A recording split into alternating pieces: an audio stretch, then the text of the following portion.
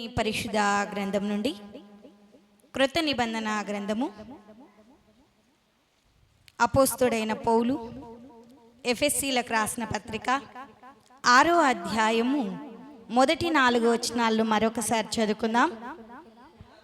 పిల్లలారా, ప్రభువునందు మీ తల్లిదండ్రులకు విధేయులైయుండుడి, ఇది ధర్మమే. నీకు మేలు కలుగునట్లు నీ తండ్రిని నీ తల్లిని సన్మానింపుము. అప్పుడు నీవు భూమి మీద దీర్ఘాయుష్మంతుడవగుదువు. ఇది వాగ్దానముతో కూడిన ఆజ్ఞలలో మొదటిది. తండ్రులారా, మీ పిల్లలకు కోపము రేపక ప్రభు యొక్క శిక్షలోను బోధలోను వారిని పెంచుడి. చాలండి. ఈ యొక్క రాత్రికాలపు ఆరాధనా కార్యక్రమంకు ఏర్పాటు చేయబడినటువంటి లేఖన భాగాన్ని మనం చదువుకున్నాం. మన యొక్క అంశం ఏమిటంటే తల్లిదండ్రులు ఎలాంటి లక్షణములు కలిగి ఉండాలి అనే. ఎందుకు ఈ టాపిక్ నేను చెప్తూ ఉన్నానంటే, ఈ దినానికి ఒక ప్రత్యేకమైన దినం ఉందండి. ఉందా? ఏంటి? Very good. ఈ దినానికి ఒక ప్రత్యేకమైన దినం ఉందండి. ఏంటి అంటే, ఈ దినము తల్లిదండ్రుల దినోత్సవం. నిజంగా పిల్లలు మీ తల్లిదండ్రులకి హ్యాపీ పేరెంట్స్ డే చెప్పారా? అసలు తెలియదంటారు. అందుకోసమే మనం డైరీని మెయింటైన్ చేయాలండి.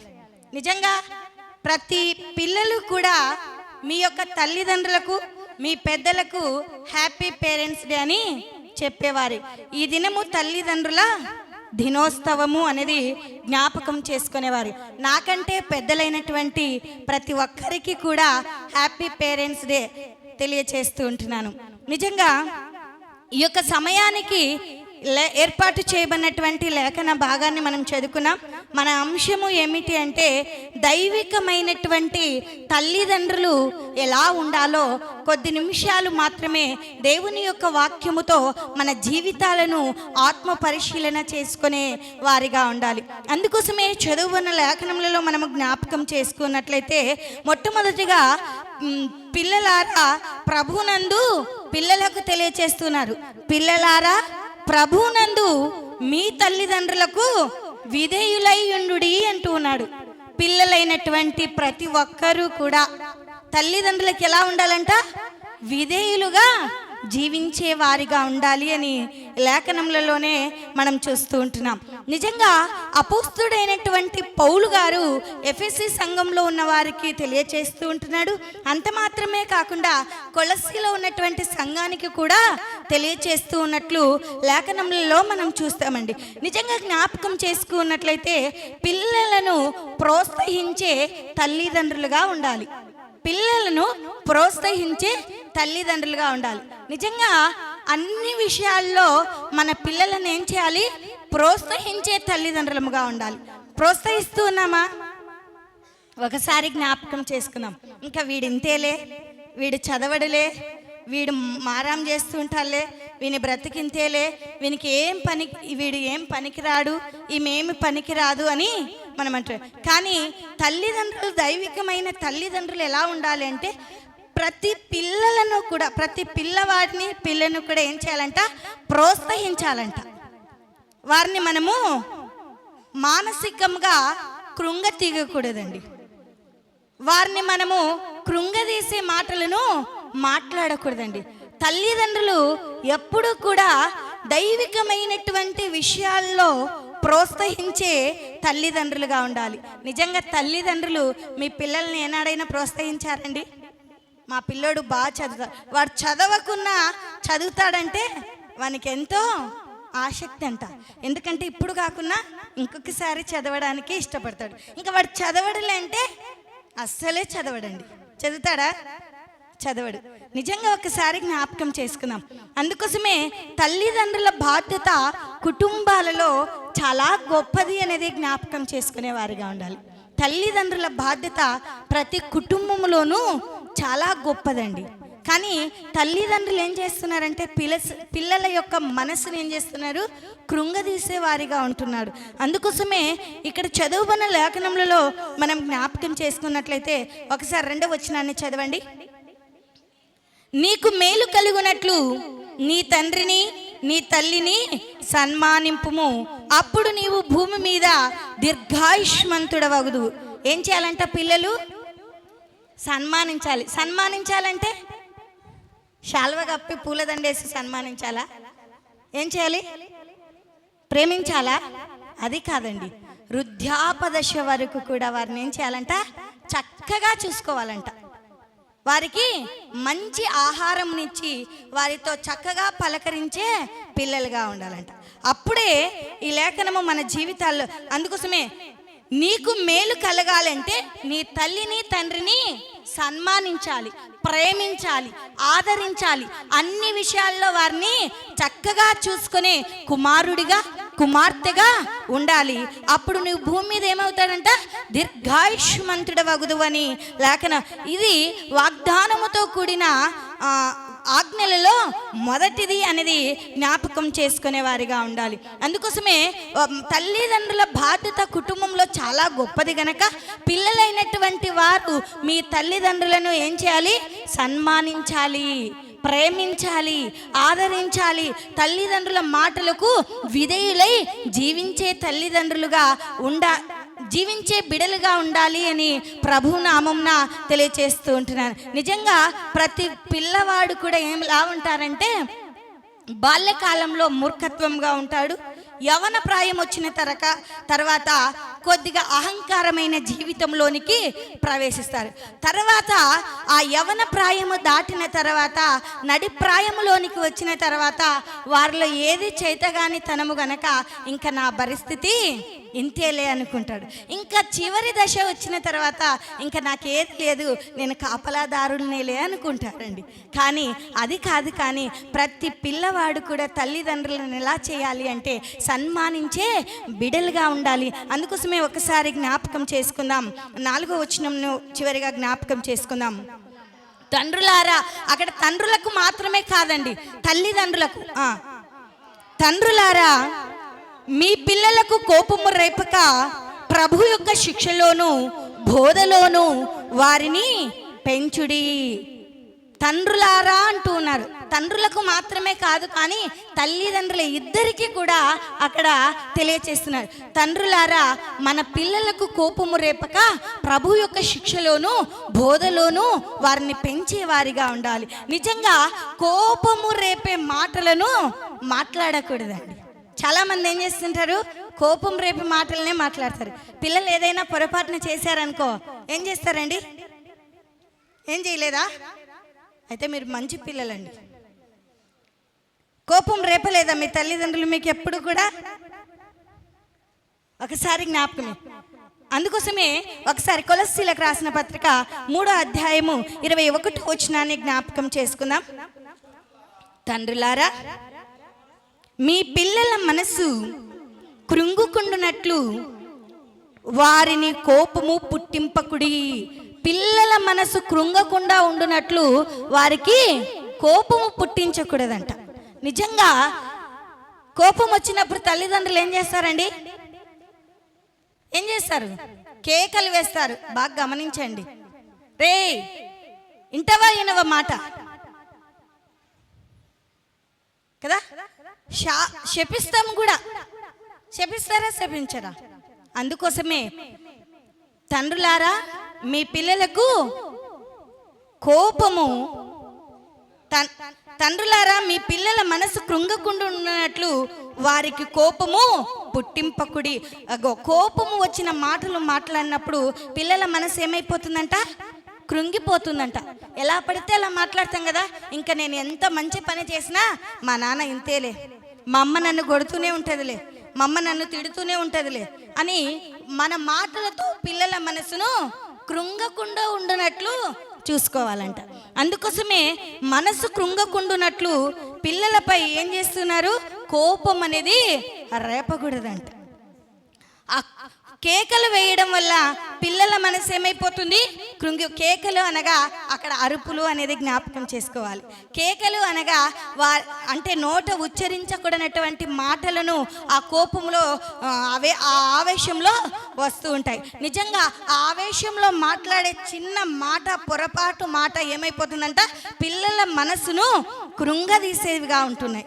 నిజంగా ప్రతి తల్లిదండ్రి కూడా పిల్లల మనసును కృంగదీయకుండానట్లు చూచుకునే వారిగా ఉండాలి. అందుకోసమే మనసు కృంగపోయేటట్లు మాట్లాడకూడదండి. తల్లిదండ్రులు పిల్లల మనసును కృంగేటట్లు నీకు ఇంత పెట్టి చదివించినా నువ్వేమీ ప్రయోజనం. నిజంగా ఆ చిన్న మాటను ఏమైపోతుందంట, పిల్లల మనసు కృంగిపోతుందంట. అయ్యో నేను ఎంత చదివినా నన్ను పట్టించుకోకున్నారే. నిజంగా ప్రతి తల్లిదండ్రి ఏం చేయాలంటే వారితో ఒక స్నేహభావం కలిగి జీవించాలంట. నిజంగా ఈ దినాన ఈ యొక్క తల్లిదండ్రుల దినోత్సవంలో, ఈ పేరెంట్స్ డే సందర్భంగా ప్రతి తల్లిదండ్రులు కూడా మరి పిల్లల మనసు కృంగకుండా ఉండినట్లు చక్కగా వారితో ప్రేమానురాగంగా మాట్లాడే తల్లిదండ్రులుగా ఉండాలి అని ప్రభునామంన తెలియచేస్తున్నా. కోపము కంటే మరి కోపం ఉంటే ప్రేమ అనేది ఖచ్చితంగా ఉంటుందండి. కోపం అంటేనే కాదు, కానీ కోపం ఉంటేనే కాదు, కానీ ఆ కోపము వెనక ఎంతో ప్రేమ కూడా ఉంటుంది. చాలామంది అనుకుంటారు కోపముతో ఉందిలే, కోపంతో మాట్లాడుతుందిలే అనుకుంటారు కదా. ఆ కోపము ఎవరిపైన ఉంటుందంట, ఎక్కువగా ప్రేమించే వారిపైన మాత్రమే కోపం ఉంటుందంట. నిజంగా జ్ఞాపకం చేసుకుందాం.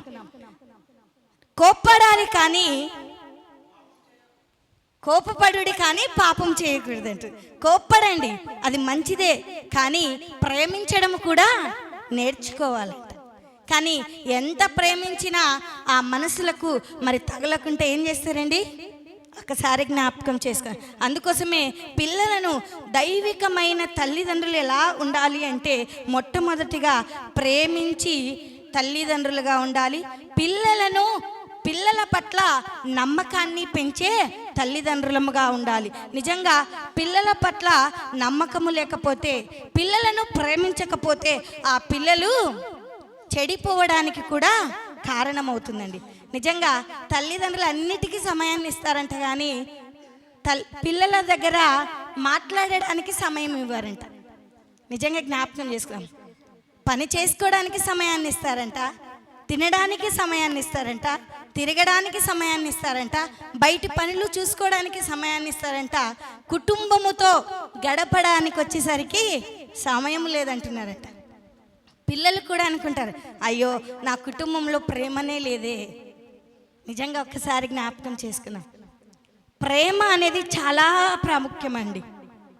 కుటుంబం పట్ల నువ్వు ప్రేమ కలిగినప్పుడే నువ్వు అందరి ఎడల కూడా ఆ ప్రేమను పొందుకుంటావు అనేది జ్ఞాపకం చేసుకునే వారిగా ఉండాలి.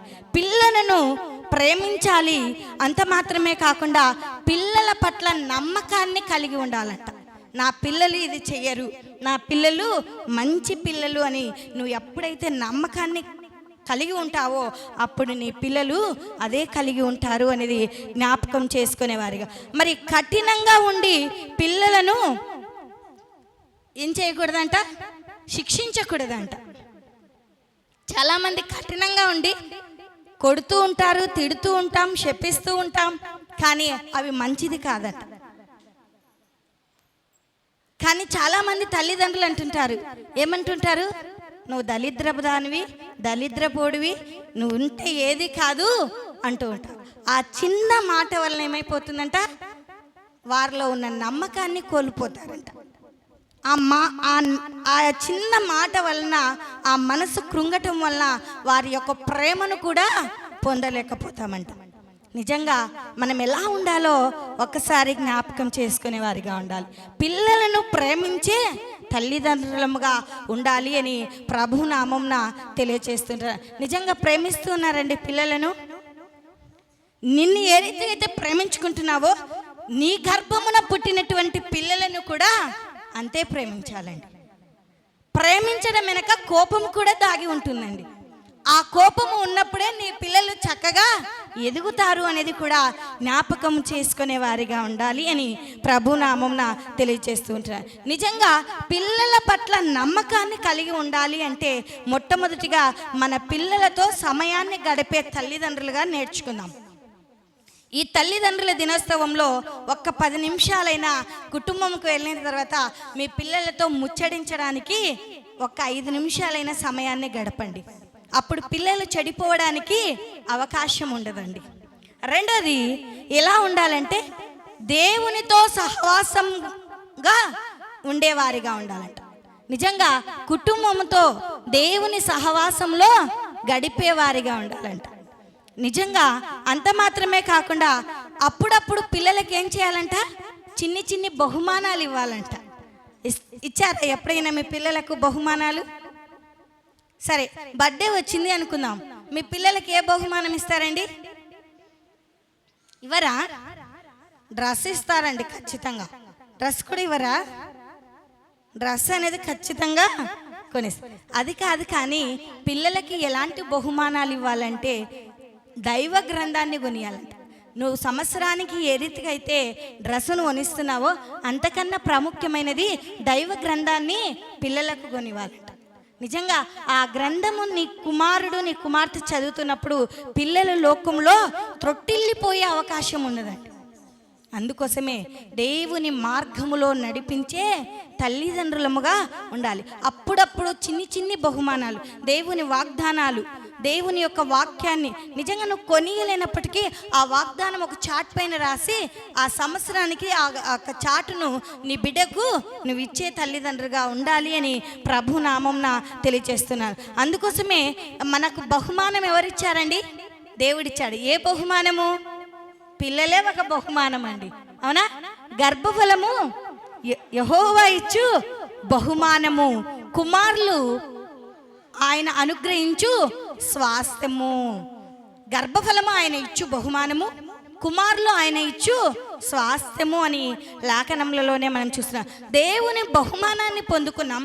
ఆ బహుమానాన్ని ఎట్లా పెంచాలి, ఏ రీతిగా పెంచాలి, ఏ మార్గంలో పెంచాలి, ఎలా పెంచాలి, ఎలా పెంచితే నీ పిల్లవాడు పైలో ఉంటాడు అనేది జ్ఞాపకం చేసుకునే వారిగా ఉండాలి అని ప్రభు నామంన తెలియచేస్తున్నారు. రెండోదిగా అక్కడే మనం జ్ఞాపకం చేసుకున్నట్లయితే ఎఫెసీలకు రాసిన పత్రిక 6వ అధ్యాయము 4వ వచనం, తండ్రులారా మీ పిల్లలకు కోపము రేపక ప్రభు యొక్క శిక్షలోను బోధలోను వారిని పెంచుడి.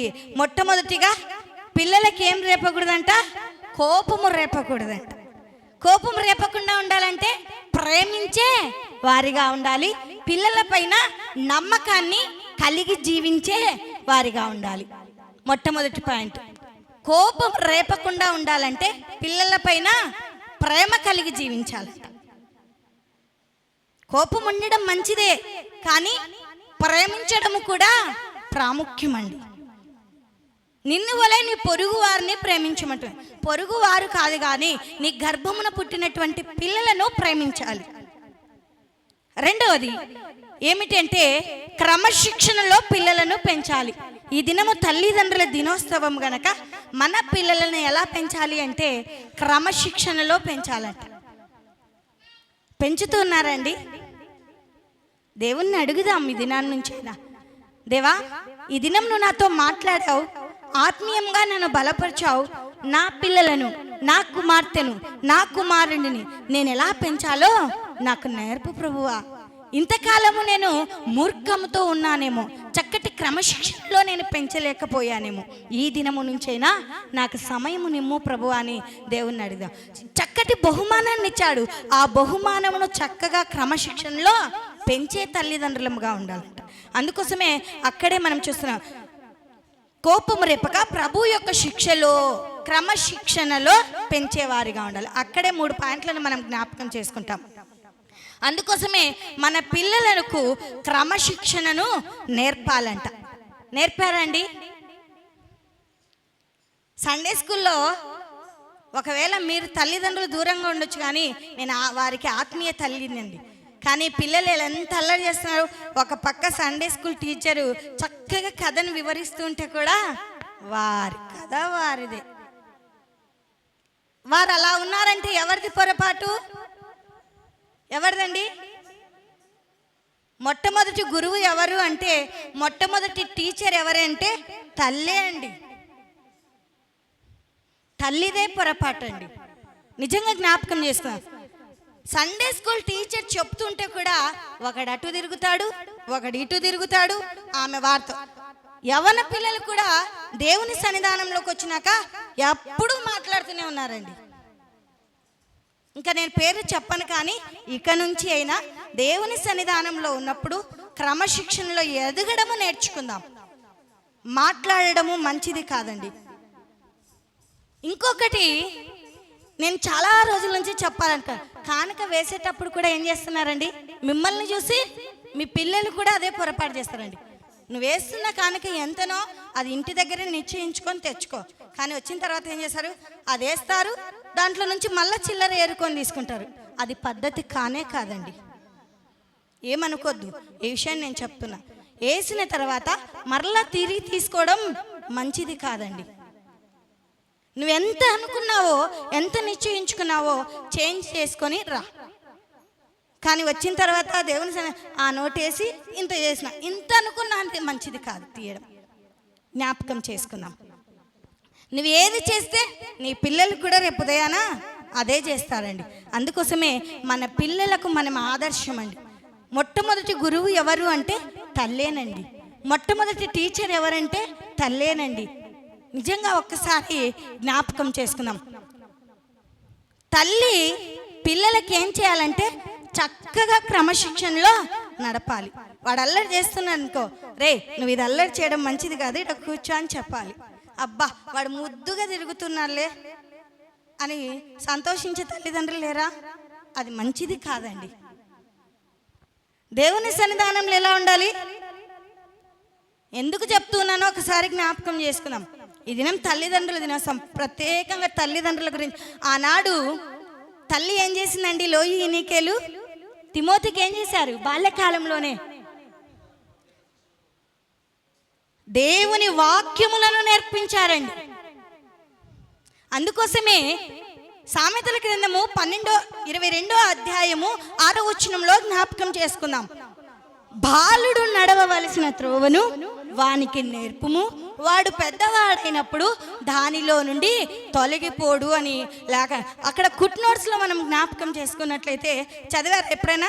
కుట్ నోట్స్ కింద లైన్లో ఇచ్చింటారు చూడండి. వృద్ధాపం వరకు కూడా తొలగిపోడంట. నువ్వు చక్కటి క్రమశిక్షణను నేర్పే తల్లిదండ్రులుగా ఉండాలంట. నేర్పిస్తున్నావా? అబ్బా నా పిల్లోడు బాగా తిరుగుతున్నాలే, అబ్బా అత్తను అట్ట అంటున్నాలే, మామొచ్చాడు ఇలా అన్నాలే. ఇదే క్రమశిక్షణ? ఒక్కసారి జ్ఞాపకం చేసుకుందామండి. మన పిల్లలకు క్రమశిక్షణను నేర్పే తల్లిదండ్రులుగా ఉండాలి. క్రమశిక్షణ లేకపోతే పిల్లవాడు చెడిపోవడానికి అవకాశం ఉంటుందండి. చెట్టై వంగనిదే మానై వంగదు. చిన్నప్పుడే నువ్వు ఎలా మలుచుకోవాలంటే అలా మలుచుకోవచ్చండి. నువ్వు పెద్దగాడైనాక వాడిని ఎంత మొత్తుకున్నా వాడింకా చేతికి రాడండి. నిజంగా గారాబం కూడా అంత మంచిది కాదండి. నిజంగా ఒకసారి జ్ఞాపకం చేసుకుందాం. పిల్లలను చక్కగా క్రమశిక్షణ, కోప్పడు, గద్దించు. దేవుని వాక్యం ఏం చెప్తుంది? గద్దించు, బెత్తమును వాడు, బుద్ధి చెప్పు అని చెప్తుంది. కానీ బెత్తంతో కొడితేనేమో, ఏమ్మా మా పిల్లలను కొట్టినవా? చాలామంది సిబిసి అప్పుడు పిల్లలు కొట్లాడుకుంటే మనం అడిస్తే తల్లిదండ్రులు టీచర్ మీదకి తల్లిదండ్రులను తీసుకొచ్చారు. అది కాదండి. మొట్టమొదటిగా మన పిల్లల పొరపాటును మనం జ్ఞాపకం చేసుకుందాం. నిజంగా జ్ఞాపకం చేసుకుందాం. ఒకసారి జ్ఞాపకం చేసుకుందామండి. సామెతల గ్రంథము 13వ అధ్యాయము 24వ వచనాన్ని ఒకసారి జ్ఞాపకం చేసుకుందాం. త్వరగానే ముగించేస్తానులేండి. బెత్తము వాడిన వాడు తన కుమారునికి, బెత్తని వాడని వాడు తమ కుమారునికి విరోధి. వాడనటువంటి వాడు, వాడిన వాడు కాదండి, వాడని వాడు. ఎవరైతే బెత్తమును వాడకుండా పెంచుతారో ఏమైపోతారంట? విరోధిగా ఉంటారంట. దేవుని వాక్యం ఏం చెప్తుంది? నువ్వు బెత్తము వాడు అని చెప్తుంది. బెత్తంతో కొట్టామనుకో, జేజబ్బ గారు జేజమ్మ గారు ఏం చేస్తారండి? పిల్లలను కొడుతూనే ఉంటుందమ్మా ఈమె అంటారా అన్నారా? ఇంకా కొందరు జేజమ్మ గారు కన్నీళ్ళు కూడా పెట్టుకుంటారండి.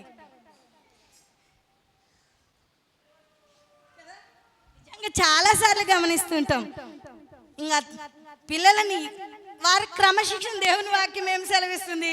బెత్తమును వాడని చెప్తుంది. నా మాటలు కాదు, జ్ఞాని అయిన సొలొమోను గారు పరిశుద్ధ గ్రంథంలో చాలా చక్కగా తెలియచేస్తూ ఉంటున్నారు. అందుకోసమే బెత్తని వాడు ఏమైపోతాడంట? బెత్తము వాడని వాడు. మరొకసారి చదువుకుందాం. బెత్తము వాడని వాడు తన కుమారునికి విరోధి, కుమార్ని ప్రేమించువాడు వాణ్ణి శిక్షించును. కుమార్నే కాదు కానీ కుమార్తెను ప్రేమించు వారు ఏం చేస్తారంట? శిక్షిస్తాడంట. ఎందుకు శిక్షిస్తాడు? వాడి క్రమశిక్షణలో రావడానికి శిక్షిస్తాడు. వాడిని ఊకే కొట్టాలని కొట్టరండి. జ్ఞాపకం చేసుకున్నాను జేజమ్మ గారు, జేజబ్బ గారంట పిల్లోని సంపర్ ఇంకెందుకు అంటుంటారు. అది కాదండి. ఇదేమంటుంది? బెత్తమును వాడాలంట, ప్రేమించేవాడే శిక్షిస్తాడంట, కొడతాడంట ఒక దెబ్బ. ఎందుకు కొడుతున్నాడు, ఎందుకు శిక్షిస్తూ ఉన్నాడంటే వాడు చిన్నప్పుడు చెడిపోకూడదు, వాడు చక్కగా క్రమశిక్షణలో ఎదగాలి అని వాడిని గద్దిస్తారండి. అంత మాత్రమే కాకుండా దేవుని మాటలు చక్కగా తెలియజేస్తున్నారు. సామెతల గ్రంథము 19వ అధ్యాయము 18వ వచనాన్ని ఒకసారి జ్ఞాపకం చేసుకుందాం.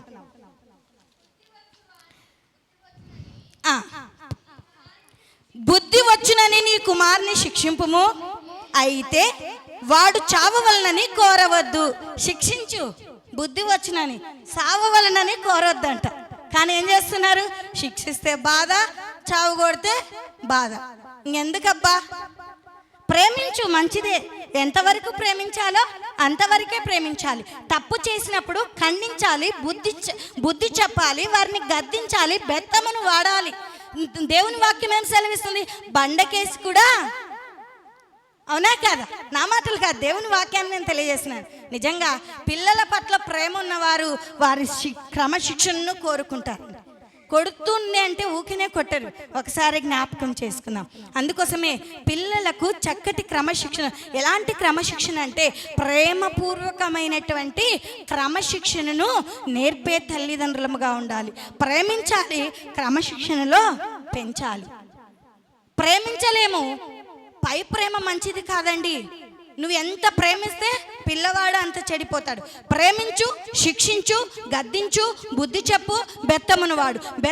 బెత్తము వాడని వాడు తన కుమారునికి విరోధి. మనం విరోధులము కాదండి, ఒక స్నేహితులముగా పిల్లలతో ఉండాలి. అవునా? ఎంతవరకు తల్లిదండ్రులు స్నేహితులుగా ఉన్నారండి? దీన చూసుకుంటే, దీనతో తన తల్లిదండ్రులు అన్నదమ్ములు సమయాన్ని గడపలేక ఒంటరిగా వెళ్ళింది. ఏమైపోయిందండి?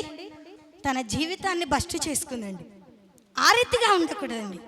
కుటుంబంతో కొంత సమయాన్నైనా కేటాయించే తల్లిదండ్రులముగా ఉండాలి అని ప్రభు పేర మనవి చేయించున్నాను. మన పిల్లలను చక్కటి క్రమశిక్షణలో పెంచే తల్లిదండ్రులముగా ఉండాలి అని ప్రభు నామంన తెలియజేస్తున్నాను. తల్లిదండ్రుల మాటలను పిల్లలు ధిక్కరించకూడదంట. చాలామంది రే నువ్వు ఇది చేయరా అని చెప్తుంటారు తల్లిదండ్రులు. వారేం చేస్తారమ్మా? పని చేసి అలసిపోయి ఉంటాము అని పడుకొని ఏం చేస్తారు? ధిక్కరిస్తారు. అవునా కదా? కుమారులు తండ్రుల చావులను కూడా కోరతారండి. కోరేవాళ్ళేరా? సమాజంలో దండిగా ఉన్నారండి. ఎక్కడైనా పడి చావుపో అనే కుమారులు కూడా ఉన్నారండి. కానీ తల్లిదండ్రులను సన్మానించుము అంటుంది. కోప్పడాలి కానీ ప్రేమించాలి, నమ్మకత్వాన్ని కలిగి జీవించాలి. రెండవదిగా మన పిల్లలను చక్కటి క్రమశిక్షణలో పెంచే తల్లిదండ్రులుగా ఉండాలి. ఆనాడు లోయి ఎన్నికేలు చక్కటి క్రమశిక్షణలో పెంచారు. ఎలా అంటే చిన్నితనము నుంచే దైవ వాక్కులను నేర్పించినట్లు మనం చూస్తున్నాం. ఈనాడు నువ్వు తల్లివైన నీవు ఉన్నావా, అమ్మమ్మవైన నీవు ఉన్నావా, జేజమ్మవైన నీవు ఉన్నావా, దేవుని వాక్కులను నేర్పుతున్నావా? ఒకసారి జ్ఞాపకం చేసుకున్నాం. ఎలా ఉంటున్నావో నిన్ను నీవు ఆత్మ పరిశీలన చేసుకొని ముందుకు కొనసాగుదాం. అందుకోసమే అక్కడే మనం జ్ఞాపకం చేసుకున్నట్లయితే సామెతల గ్రంథము 22వ అధ్యాయము 15వ వచనం.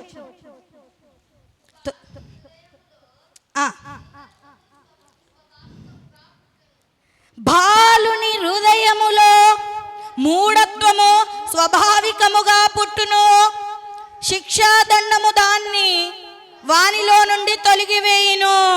చాలండి. బాలుని హృదయములో మూఢత్వము స్వాభావికముగా పుట్టును అని లేఖనములలోనే మనం చూస్తూ ఉంటున్నాం. అయితే మన పిల్లలను ఎలా పెంచాలి అంటే దేవునికి ఇష్టమైన రీతిలో పెంచాలంట. నీకు ఇష్టమైన రీతిలో పెంచావనుకో వారు ఏమైపోతారు? అబ్బా నా కుమార్తె బాగుందమ్మా. ఒక ఊర్లో ఒక కుమారుడు ఒక కుమార్తె ఉందండి. బిడ్డ అబ్బా నా బిడ్డ బంగారండి. బంగారా? బంగారంటే నీ పిల్లలని నువ్వు ప్రేమించు. అది వారు ఏం తప్పు చేసినా వారిని ఖండించరు, బుద్ధి చెప్పరు. కానీ ఆమె అందంగా ఉంటే అబ్బా నా బిడ్డ బంగారండి, నా బిడ్డ భలే ముద్దుగా ఉంటుందండి, మళ్ళీ వచ్చి మాతోనే చెప్పడం. ఎంత అవివేకం! నీ బిడ్డ నీకు ముద్దయితే అందరికి ముద్దవుతుందా? కాకి పిల్ల అవునా కాదా? ముద్దే మంచిదే, కానీ పిల్లలు లోకంలో లోకిష్టానుసారమైనటువంటి జీవితంలో పెంచే తల్లిదండ్రులుగా ఉండరాదు. పిల్లల్ని ఎలా పెంచాలి? దేవుని భయములో పెంచాలి, దేవుని సన్నిధానంలో పెంచాలి. అప్పుడే నీ పిల్లవాడు తొలగిపోడండి. నిజంగా చాలామంది నా యవన బిడ్డలు ఏం చేస్తున్నారంటే పెద్దల యొక్క మాటలను ధిక్కరిస్తూ ఉన్నారండి. వారు ధిక్కరిస్తూ ఉన్నారంటే తల్లివైన నీ బాధ్యత నువ్వు చక్కగా నిర్వర్తించడము లేదు అనేది వాడు తిరుగుబోతయ్యాడంటే అది ఎవరిది పొరపాటు? తల్లిదండ్రులదేనండి. వాడు తాగుబోతయ్యాడంటే తల్లిదండ్రులదేనండి. నువ్వు చక్కగా ప్రేమించి ఉంటే నీ కుమారుడు నీ మాట ఎప్పుడో విను. నీ ఎంపటి నీ దేవుని సన్నిధానానికి పిలుచుకొని వచ్చుంటే నీ కుమార్తె నీ ఎప్పుడో చేజాటి పోదండి. నిజంగా ఈ పొరపాట్లల్లా మనవే అనేది జ్ఞాపకం. మన పిల్లలను మనం ఎక్కడ ఉన్నా వారిపైన దృష్టి ఉంచే వారంగానే ఉండాలంట. మంచి వాళ్ళే, కానీ లోకం మంచిది కాదండి. ఊటలు మంచివే, అవునా?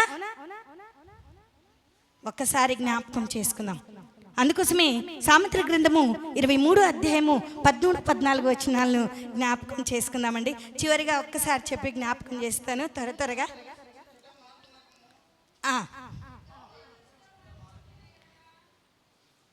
సామెతల గ్రంథము 23వ అధ్యాయము 13-14 వచనాలు. బెత్తముతో వాణ్ణి కొట్టిన ఎడల పాతాళమునకు పోకుండా వాని ఆత్మను నీవు తప్పించెదవు. నా కుమారుడా, నీ హృదయమునకు జ్ఞానము లభించిన ఎడల నా హృదయము కూడా సంతోషించును. చాలండి. జ్ఞాని అయిన సొలొమోను ఏం తెలియజేస్తున్నాడండి?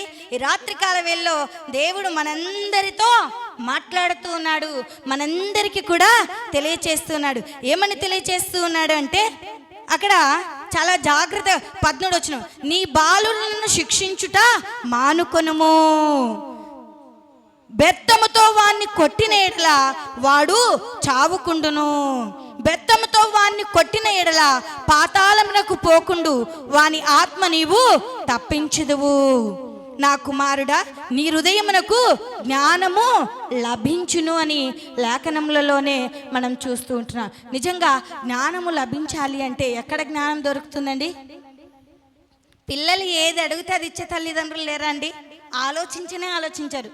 అడిగారు కదా, నా ఒక్కగానొక్క కూతురు కదా, ఒక్కగానొక్క కుమారుడు కదా అని పెంచేవాళ్ళు లేరా? ఉన్నారండి. ఏది మంచి ఏది చెడో ఆలోచించి, దేనికి అడుగుతున్నారో ఆలోచించి ఇవ్వడము నేర్చుకుందాం. మూడోది, మొట్టమొదటిగా ఏంటండి? దైవికమైన తల్లిదండ్రులు ఎలా ఉంటారంట? ప్రేమించే వారిగా ఉంటారు. పిల్లల పైన నమ్మకాన్ని కనపరిచే తల్లిదండ్రులుగా ఉంటారు. రెండవది నువ్వు చెప్పుకోమ్మా, మేము నవ్వుతున్నాం. అవునా? రెండోది ఏంటమ్మా? మన పిల్లలను క్రమశిక్షణలో పెంచాలి. అలా పెంచాలి అంటే బాలుడు నడవవలసిన త్రోవను వానికి నేర్పాలి. వాడు పెద్దవాడైనప్పుడు వృద్ధాపదశ వచ్చిన వరకు కూడా తొలగిపోడు. ఎందుకంటే చిన్నితనములోనే దేవుని వాక్యము అతనిలో ఆమెలో నాటబడుతుంది గనక.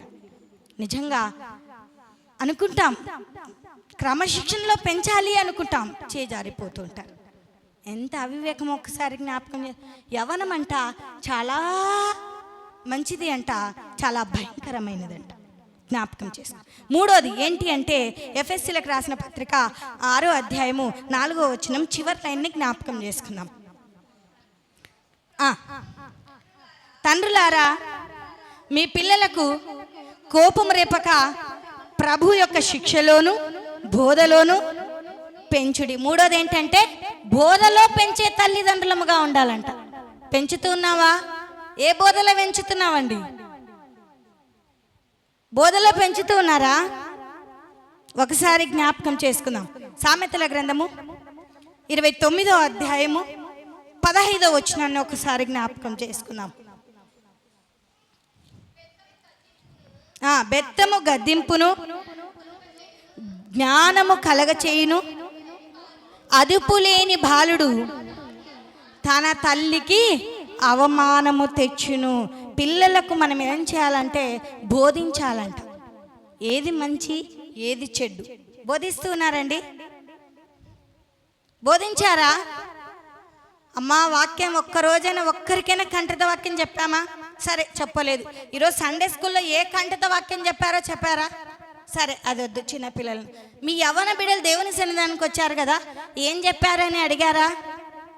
మేమే వినలేదమ్మా, నిద్రపోయాం. మా పిల్లలను మేము ఎక్కడ అడుగుదామా? నీ బాధ్యత ఏంటి? దేవుని సన్నిధానానికి వస్తున్నావు, దేవుని వాక్యము చక్కగా వినలేని స్థితిలో ఉంటున్నావు. పెడచెవిన పెట్టేవారిగా దేవుడు నిన్ను కూడా ఏం చేస్తాడండి? మరుస్తాడండి. నువ్వు దేవుని వాక్యం మరుస్తున్నావు. దేవుని సన్నిధానం నుండి దేవుడు నిన్ను మరిచాడనుకో, ఏమైపోతావు? పాతాళమునకు తక్కబడతావండి. అక్కడికి వెళ్ళక పూర్వమే నీ స్థితిగతులను మార్చుకునే వారిగా ఉండాలి. అందుకోసమే దేవునికి ఇష్టమైన రీతిలో మన పిల్లలకు ప్రేమించాలి, వారికి బోధించాలి, వారిని చక్కగా ఎక్కడ దేవుని వాక్యమును వారికి బోధించాలి. బోధించారా? బోధించిన అందుకోసమే ద్వితీయోపదేశ కాండము 6వ అధ్యాయము 6-7 వచనాల్లో జ్ఞాపకం చేసుకున్నట్లయితే, నేను మూసేస్తున్నా, ఇంకా అయిపోయింది, ఒక్కసారి చదవండి. ఏముందండి? ద్వితీయోపదేశ కాండము 6వ అధ్యాయము 6-7 వచనాలు. నేను నీకు ఆజ్ఞాపించు ఈ మాటలు నీ హృదయములలో ఉండవలెను, నీవు నీ కుమారులకును వాటిని అభ్యసించి నీ ఇంట కూర్చుండునప్పుడును, త్రోవని నడుచునప్పుడును, పండుకొనున్నప్పుడును, లేచునప్పుడును వాటిని గూర్చి మాటలాడవలెను. సూచనగా వాటిని నీ చేతికి కట్టుకొనవలెను. చాలండి, కొట్టుకాకండి, కట్టుకోండి. తొందరపాటు వద్దండి. నిజంగా జ్ఞాపకం చేసుకున్నా. ఏం చేయాలంట? బోధించాలి, దేవుని వాక్యాన్ని బోధించాలి. మన కుమారులకు ఆనాడు ఇశ్రాయేలీలకు తెలియచేస్తున్నటువంటి మాటలు ఈ దినాన దేవుడు మనకు తెలియచేస్తున్నారు. దేవుణ్ణి మనము ప్రేమించినట్లుగా దేవుని వాక్యాన్ని బోధించేవారిగా ఉండాలి అని ప్రభునామంన తెలియచేస్తుంటున్నారు. అందుకోసమే మన పిల్లలకు ఏమీ ఉండాలి అంటే దేవుని యొక్క మాటలను నేర్పించాలి. అందుకోసమే నీవు నీ కుమారులను వాటిని అభ్యసింపచేసి నీ ఇంట కూర్చుండినప్పుడును, త్రోవ నడుచున్నప్పుడును, పండుకొనున్నప్పుడును, లేచినప్పుడును ఏం చేసుకోవాలంట? వాటిని గురించి మాట్లాడుతూనే ఉండాలంట. ఏ తల్లిదండ్రైనా ఈ దినం వాక్యం గురించి మాట్లాడారండి? మాట్లాడారా?